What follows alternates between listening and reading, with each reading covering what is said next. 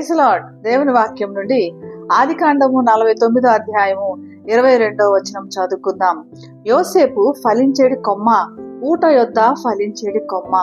యోసేపు కోసం తన తండ్రి ప్రత్యేకమైన ఆశీర్వాదము దాచిపెట్టినట్లుగా మనకు కనపడుతుంది. యోసేపుని దీవించాడు, యోసేపు కుమారులను కూడా మనం దీవించినట్లుగా ఇక్కడ కుమారులను కూడా దీవించడం బట్టి యోసేపు సంతానంలో నుంచి యెహోషువ, గిద్యోను, దెబోరా వంటి బహు గొప్ప దైవజనులు, యోధులు కూడా రావడం జరిగింది.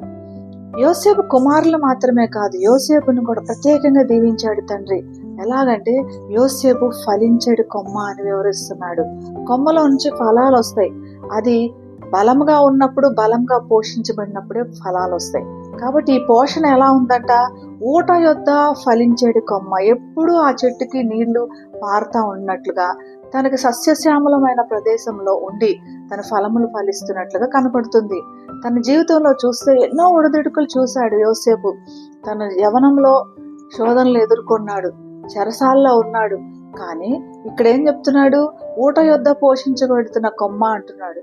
ఎందుకంటే దేవునితో ఎప్పుడు పోషించబడ్డాడు. ఎక్కడ కూడా తను తొట్టిల్లినట్టుగా తన జీవితంలో మనకు కనపడదు. కాబట్టి యోసేపు గురించి మనం తెలుసుకోవాల్సింది ఏంటంటే, ఎప్పుడూ కూడా దేవునికి అంటుపెట్టుబడి ఉన్నాడు. కాబట్టి ఒక బలమైన కొమ్మగా, ఫలములిచ్చే కొమ్మగా ఉన్నాడు. తన సహోదరులు తనను ఎంతో ఇబ్బంది పెట్టారు, తను ద్వేషించారు.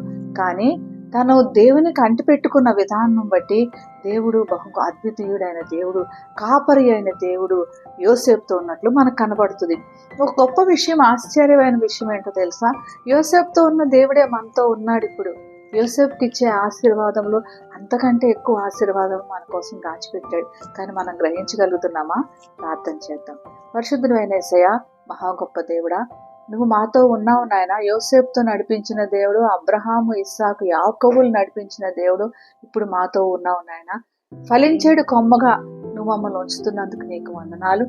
ఊట యొద్ద మేము ఎప్పుడు ఫలించి నీలో వేరుపారి ఉండడానికి మమ్మల్ని ఆశీర్వదించమని, ఇంకా గొప్ప దీవెనలు మేము అనుభవించి నీలో అభివృద్ధి పొందే కృపను దయచేయమని యేసు నామమున ప్రార్థిస్తున్నాం తండ్రి.